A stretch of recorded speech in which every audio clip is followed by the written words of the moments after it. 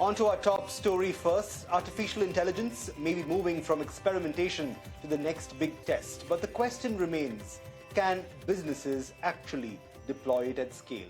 Now, those answers are perhaps what Bengaluru-based SAP Labs India set out to find when the tech firm brought together 16 startups working on enterprise AI, robotics, cybersecurity, and industrial technology, connecting them with large enterprises, investors, and policymakers as part of its Startup Studio program.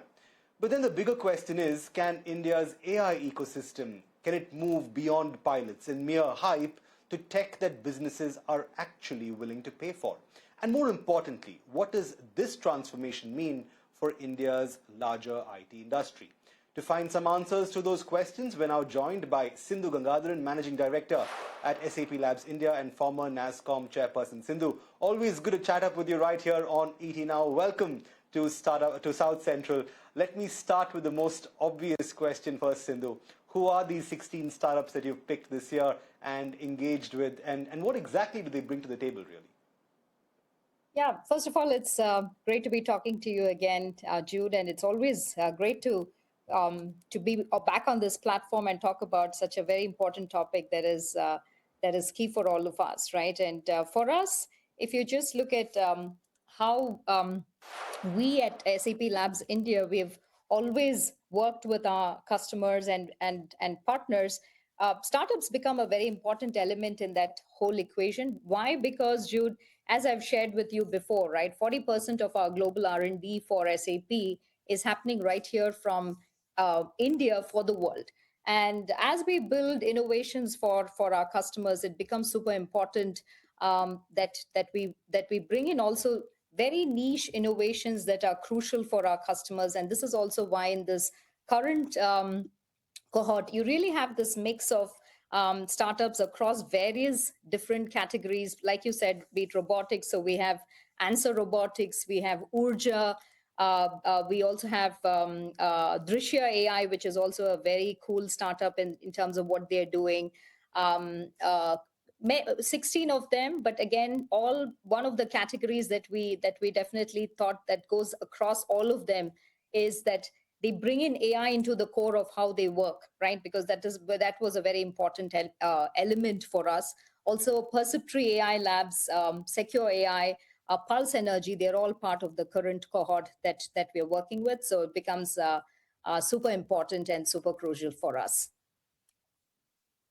Thank you very much, Sindhu, for breaking down some of those names and telling us and giving us a bit more perspective and context as to what they do. Let's talk about the cohort for a bit. The 2026 SAP Startup Studio cohort, from what I learned, cuts across verticals like agentic AI, robotics, and quantum-safe cybersecurity, even sustainable manufacturing. But That's the question correct, is, what are enterprises actually willing to pay for today? And where do you see the highest or the biggest gap between what startups are building and what businesses are ready to adopt, even if it means paying top buck for it? Yeah, I mean, Jude, enterprises are clearly increasingly willing to invest in AI when the connection between the technology and the business outcome is clear, right? I think that's super important. And we are seeing very strong opportunities, especially in the areas where we brought in these startups as well, which is around intelligent automation, very focused industry-specific AI, which is also very, very important for us. Predictive intelligence is also a big piece. Customer experience, no question about that, right? Also supply chain optimization, enterprise productivity, all of these topics, right? And main thing, Jude, what is key is the common thread is that all of these solutions address a defined business problem, right?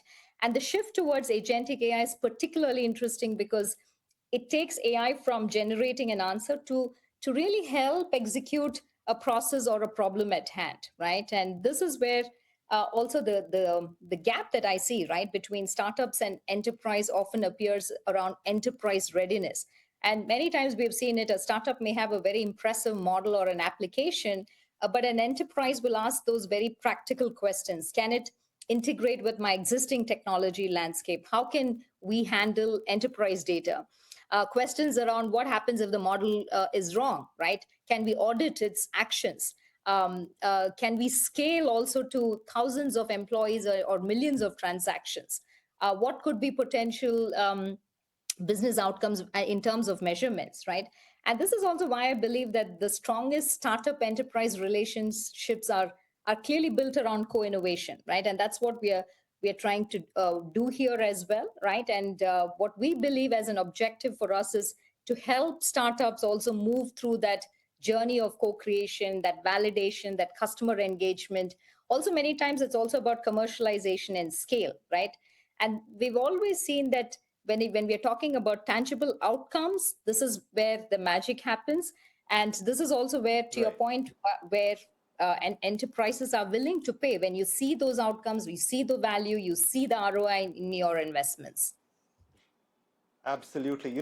Sindhu, from my reading as far as these issues and and these matters are concerned, what I'm given to understand, and this is also perhaps what SAP has been saying, and you can correct me if I'm wrong, that the actual sustainable scaling of enterprise AI also requires trusted data, governance, and deep Mm-hmm. process expertise, and not just powerful models. So where do you think Indian enterprises are still falling short today? And what is the biggest bottleneck really when it comes to that's preventing AI models from becoming large-scale deployments? Yeah, I think the biggest, when you talk about the gap, it's exactly what I said, right? Because today there is definitely that shift from AI experimentation to AI industrialization, and I think here in India we've already moved significantly beyond that stage of asking whether AI has a role to play in our enterprise or not. The conversation clearly, Jude, today is about those measurable business value. How quickly can we deploy it? How responsibly can we operate it at scale, right?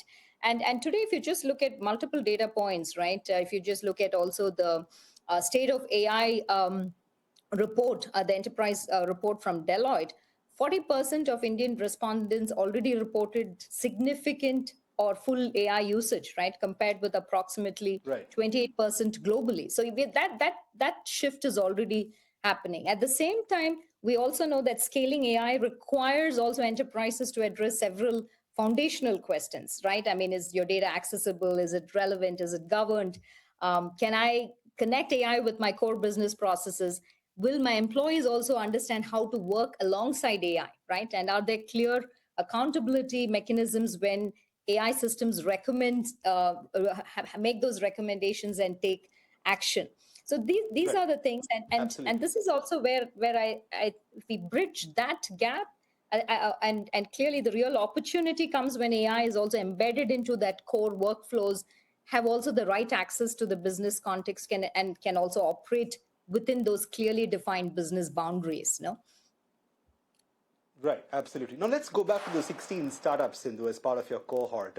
Where does SAP's role come in as far as they're concerned? How are you helping them get by?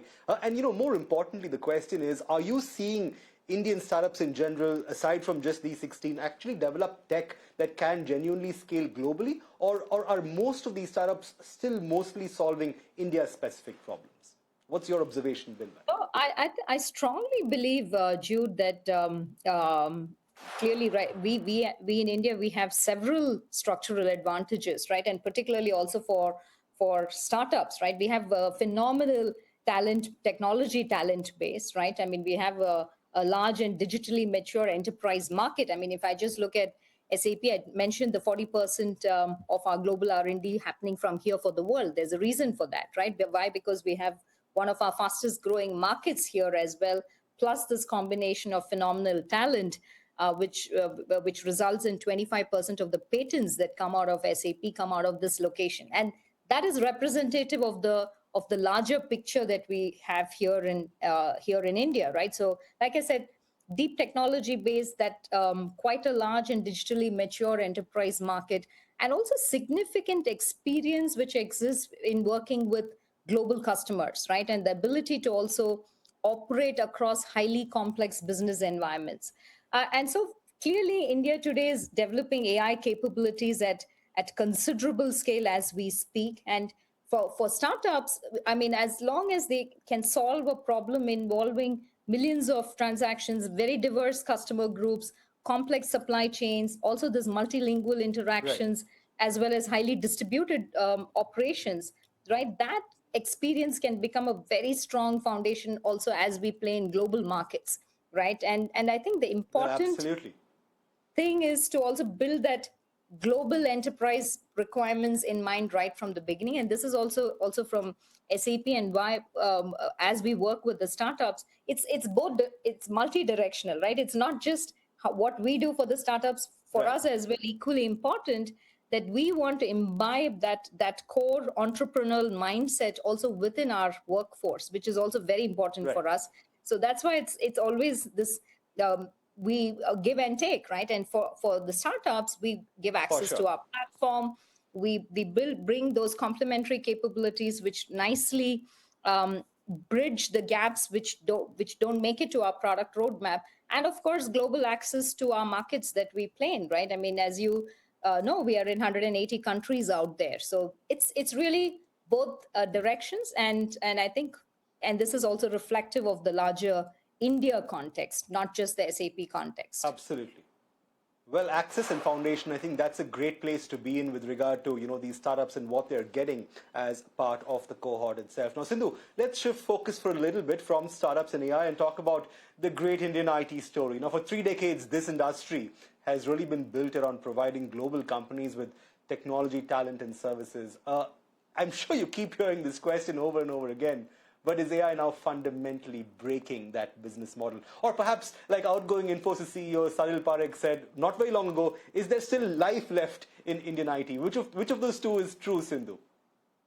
Well, I mean, it's very clear, Jude, that AI is creating a structural shift in India's technology industry, right? And I see very significant growth opportunity also within that shift, because, like you rightly said, for decades, India's tech story was built around talent, scale, that global delivery, which I also alluded to.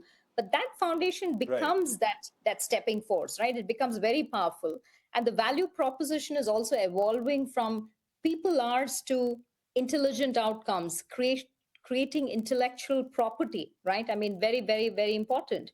And the industry is moving clearly from scale led growth towards value and innovation with providers, right? And that's a very important transition that we've been making. And AI can make an engineer or a consultant or a developer, or even for that matter, a business process consultant and analyst, significantly more productive, right? And so it can really, and it's also helping companies move from implementing a process to completely reimagine and redesign the process. And that's where the power is, right? So for me, I see this as a massive, massive opportunity for India across three layers. First, AI enabled services where existing services become faster and more intelligent, like I said. Second, it's also about how do you use AI for driving that transformation for customers, right? Where we help customers fundamentally reimagine, redesign their business process. And third, to my point, and Right. very key for India, is also the AI powered products and the IP that we will build, right? Where Indian companies turn their expertise also into scalable solutions that can be sold globally. So I truly believe, Absolutely. Jude, India's next technology growth cycle will definitely be built across all of these three pillars. And speaking about opportunity itself, Sindhu, there is a lot of talk about AI, in fact, creating more jobs than it destroys. In fact, that is exactly what Rajesh Nambiar of NASCOM actually told Yeah. me not very long ago. But could this transition be painful, Sindhu? For instance, if AI can automate a significant number of entry-level coding, testing, customer support, and other IT services work, where will India's next million tech jobs actually come from? Yeah, I think this is one of the questions that we all need to address as an industry, right? Because yes, AI will address many tasks. It will also, like you said, create demand for new skills, new roles, and new forms of this human AI collaboration, right? And our objective clearly is and should be to make sure that our workforce in India moves up that value chain, right, alongside this transition that's happening. And I clearly believe the future is, and we see it right every day, the future is clearly moving towards a human plus AI workforce, Jude, because the next generation of jobs will increasingly sit at that intersection of technology and domain expertise. And I want to double down on domain expertise. It's super important, right? Because we'll need those AI architects, we'll need those AI product managers, AI governance specialists, as we call it, data and knowledge engineers, cybersecurity professionals, industry domain expertise, right? And only then you can work alongside AI. So people who can Right. design also those agentic workflows, but also validate and manage those AI generated outcomes, right? And here again, India has a massive opportunity because our technology workforce Right. already operates at that enormous scale, right? We've been serving and running large Absolutely. platforms for the world's largest companies out there. And but the challenge is definitely to make that reskilling continuous, right, and also deeply connected to the business needs. Right. So I think the conversation we all need to shift is how many jobs will AI replace to how do we prepare people for the work AI will create, like you said earlier. And I think that is a Absolutely. Well, all I can concerted say is it's a effort, new. right? Go on. Yeah. Yeah. No, no, absolutely. I can only say it's a new IT normal in many ways, Sindhu, an AI-enabled one, like you rightly said. But that's all about the future, and the future, like they say, is just around the corner. But on that hopeful note, thank you very much for joining us in South Central and breaking down some of these insights for us. Great having you on the show, as always. Thank you very much for joining us. Thanks so much, Jude. Thank you so much. Bye for now.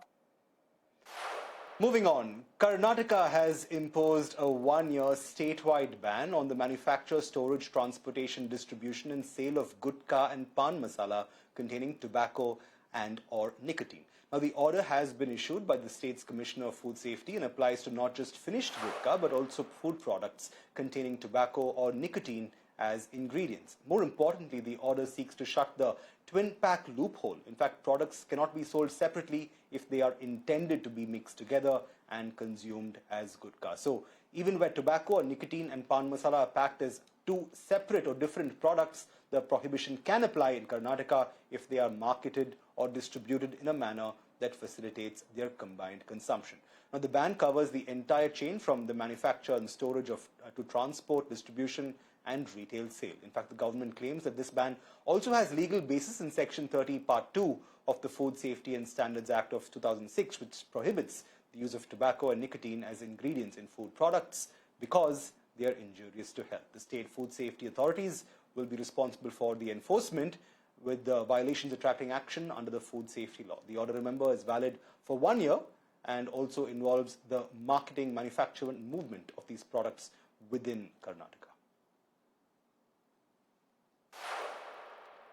Shifting focus to Tamil Nadu next, the State Assembly has passed Chief Minister Vijay's resolution opposing the proposed delimitation exercise and urging the centre to permanently retain the Lok Sabha's existing strength at 543 seats. The resolution also seeks to freeze the present-day allocation of seats among states, arguing that states which successfully controlled population growth should not be penalised with a loss of parliamentary representation.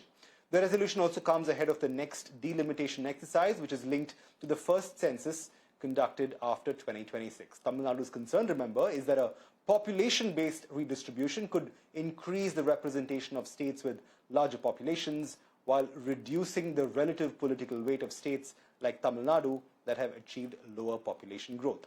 Chief Minister Vijay has also called for 33% of reservation for women to be implemented from the 2029 Lok Sabha elections, but based on existing constituencies rather than waiting for the delimitation exercise. The resolution was backed by the DMK, the Congress, the CPI, CPIM, IUML and VCK, while the AIA-DMK, the PMK and the BJP opposed it. On that note, we'll slip into a short break, but South Central continues on the other side, so keep staying tuned to ET Now.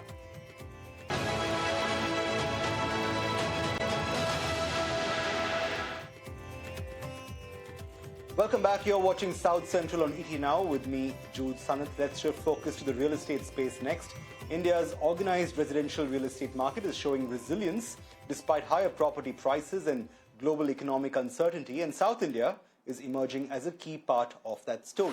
According to a report by Anurok, the share of listed and Grade A developers in new residential launches has increased across all three major southern markets between FY26 and the first quarter of FY27. In fact, Bengaluru has seen its share rise from 53% to 57% of all new launches accounted for by Grade A and listed developers. Hyderabad has made a move from 36% to 39% listed and Grade A developers accounting for launches, while Chennai has moved from 58% to 60%. Now, this makes Chennai the most consolidated of these three southern markets in terms of the share of new launches coming from listed and Grade A developers. The broader trend also points to increasing buyer preference for financially stronger developers with proven execution and track records.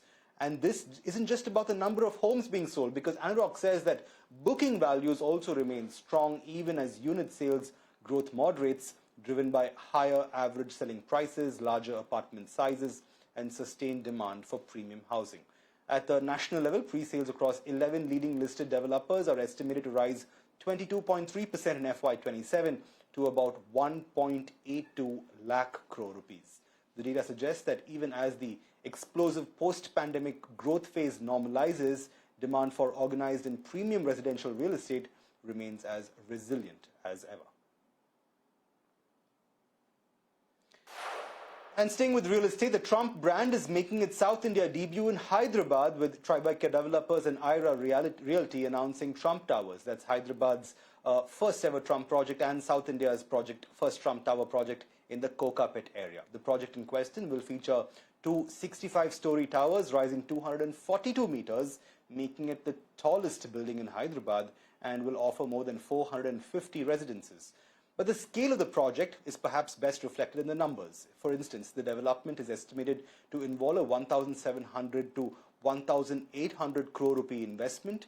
This excludes land and other amenities, even as an expected top line of up to 4,200 crore rupees is expected from the project.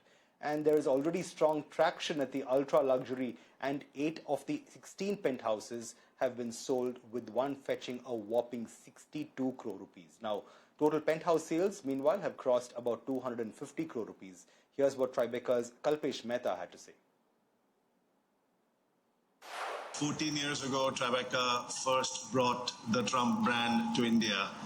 And, since then we've launched projects in Mumbai, Pune, Gurgaon, Noida, Calcutta, but we hadn't yet penetrated South India. And that changes today. Hyderabad has been on our radar for a very long time. I think it was just waiting for the right site and the right partner. Meanwhile, Tamil Nadu is emerging as India's biggest gold loan market among public sector banks. According to data submitted by the government in the Lok Sabha, the state had in fact outstanding public sector bank gold loans of 4.12 lakh crore rupees as of the 31st of March 2026.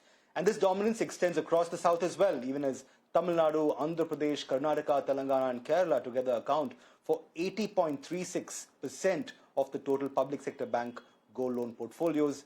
This according to data by the center. In fact, Andhra follows Tamil Nadu with outstanding gold loans of around 2.23 lakh crore rupees, highlighting South India's outsized role in India's gold-backed lending market.